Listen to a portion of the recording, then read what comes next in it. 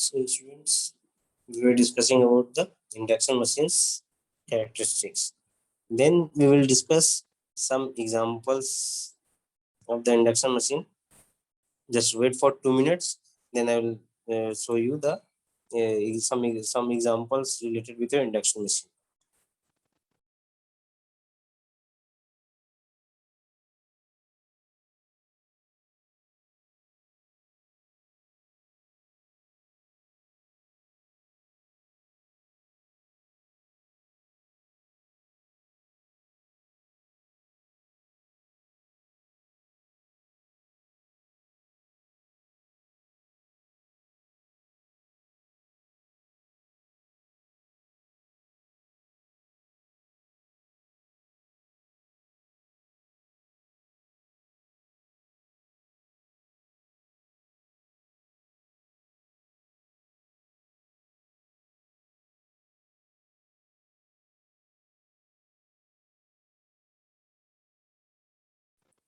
So this is a very short example. As you can see here, a small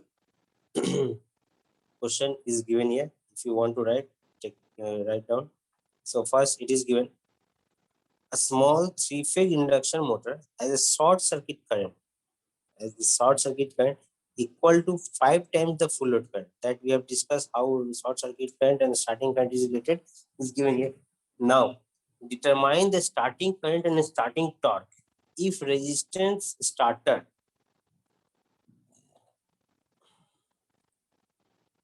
is used to reduce the impressed voltage to 60% of normal voltage. The full load slip is given as 0.05. Okay. Now, by using the formula, that is starting current is equal to, as it is written here, determine the starting current. First, read the question twice. Okay. Again, read the question. A small three-phase induction motor has a short circuit current equal to 5 times the full load. That means short circuit current is equal to 5 times of the full load current. That is ISC equal to, or you can say IST equal to 5 into IFL full load current. Now determine the starting current and the starting torque if resistance starter is used to reduce the impressed voltage to 60% of the normal voltage. That means this resistance starter is provided to reduce the voltage, normal voltage to 60% of the normal voltage. That means this starting current will be equal to 0.6 ISC, and this ISC short circuit current is related with your 5 times of the full load current. That means ISC will be 5 times of the full load current. So if you solve this equation, you will get 3 IFL. Okay. In the similar manner, when you sort out this equation, you will get IST upon IFL is 3. So by using the starting torque and full load torque, you have the formula, this one, starting torque equal to full load torque within the bracket starting current divided by full load current, the whole square, into slip at full load. Okay, just use that concept. This is the full load slip. Just put the value full load current into this one is 3 square into 0.05. So it will become 0.45. So the starting current, or you can say torque, is this one. Starting torque upon full load torque is 0.45. Okay,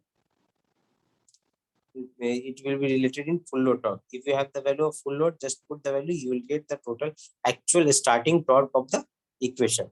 Now second example is related with the same concept. This is acha. Let us talk about this example. We will see this example later on. First, let us talk about this example. Determine the suitable tapping on an auto transformer. This numericals is based on starting method of your induction machine.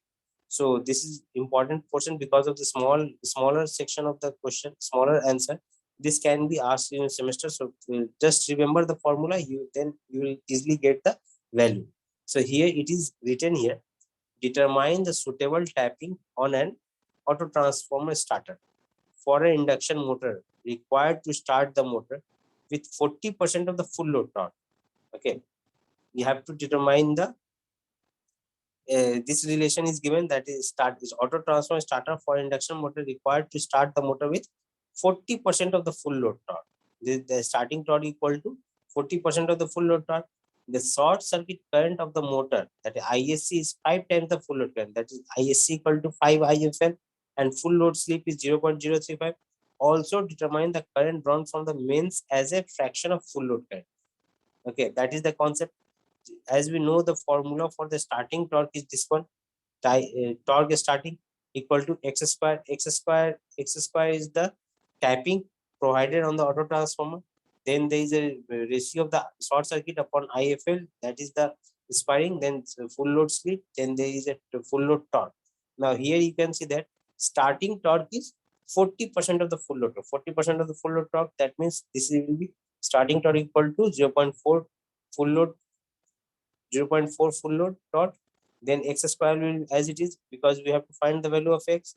ISC upon IL is given as 5 times. As you can say, you can get short circuit current to the motor is 5 times the full load current. That means ISC upon IFL, you will get 5 square into you will get full load slip as 0.035, and the torque frequency is provided, does not provide it. So put the value, you will get as TFL and TFL, torque full load and torque full load will be cancelled out. From there you will get the value of x, that is 0.457, and from there you will get the x equal to 0.67. That means this is the number of turns on the tapping of the auto transformer for the required answer. Now the next part, current drawn from the supply, is this one, x square into is. As you have the value of x square equal to 0.5457, and ISC you have the value of 5 into IFL. ISC have the 5 into IFL. So just use the concept, you will get 2.28 of the full load current. So this is the current drawn from the supply. Okay. Next part, next example is related with your quite long. This next example is very much long. So let us discuss the previous one example. This one. Here it is given as find the ratio of the starting to full load current. Ratio, we have to find the value of the ratio. That is for the starting current to full load current, IST upon IFL. For a 10 kilowatt, the rating of the induction motor is given 10 kilowatt, 400 volt, that is incoming current is given. The current drawn by the motor is given as 400 watt. Three-phase induction motor with star delta starter. This is your star delta starter concept. Given that the full load efficiency is 0.86 and full load power factor is 0.8, and the short circuit current is 30 ampere at 100 volt given. Now accordingly we have to find the value. As it is given here, full load line current of the delta connected motor. As the this is delta connected, so line current equal to the phase current, but line current equal to √3 into phase current, but the voltage will remain constant as line voltage equal to phase voltage. Okay, so if you want to find the value of full load current, the output will be there given. The output is rating of the machine is given as 10 kilowatt. So from there you will get 10 into 10 to the 3 watt divided by √3 into P1 cos phi into eta. Eta is your efficiency. From there, it is given full load efficiency is given 0.86. √3 is you have put it. V1 is given as 400 volt supply voltage. Power factor is given as 0.8. Just by putting the values, you will get the line current as 20.98 for the delta connection.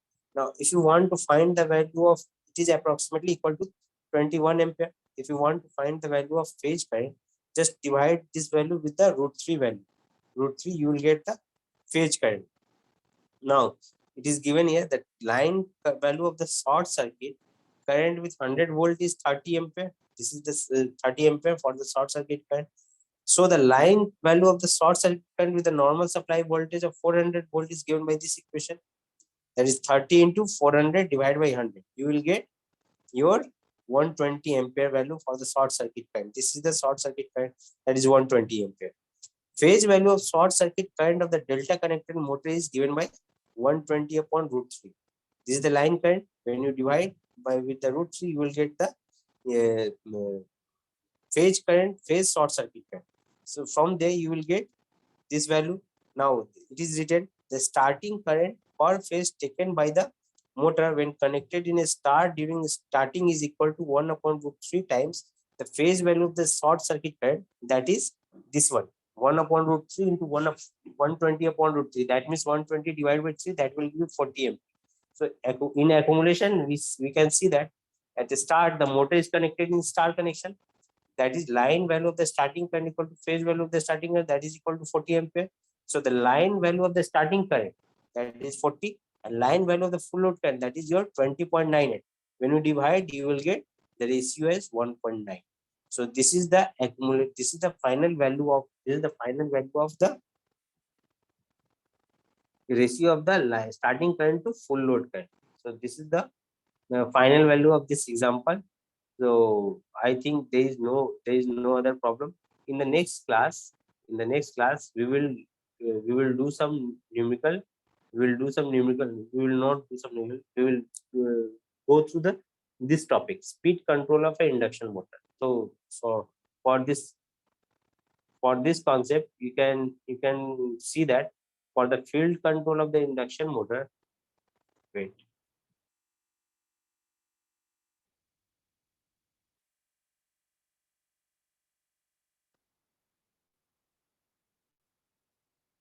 So from here you can see that the speed control, we have already, I think we haven't discussed this concept, but the speed control is related with this equation, this one, and this one.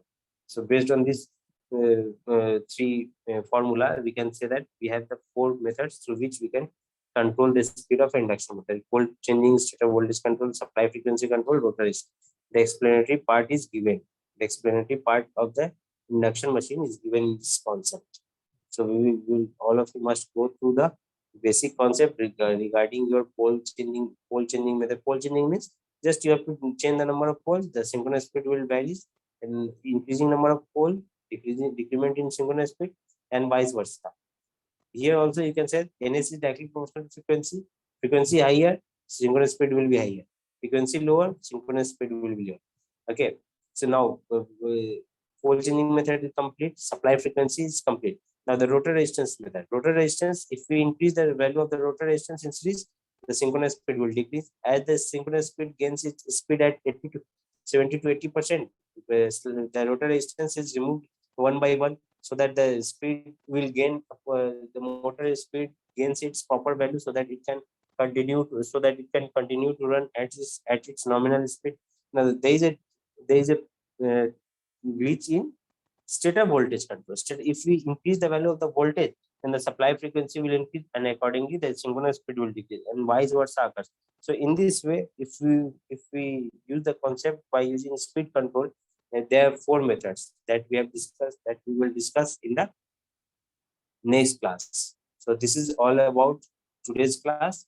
We will see some of the basic concept regarding your electrical machines in our next class. Okay.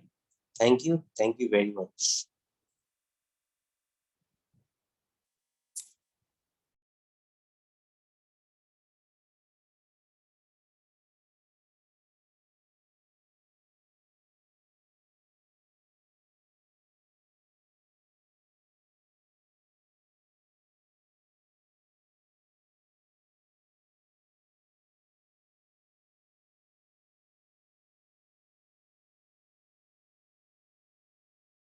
So I'm gonna end this session. Okay, you can leave now.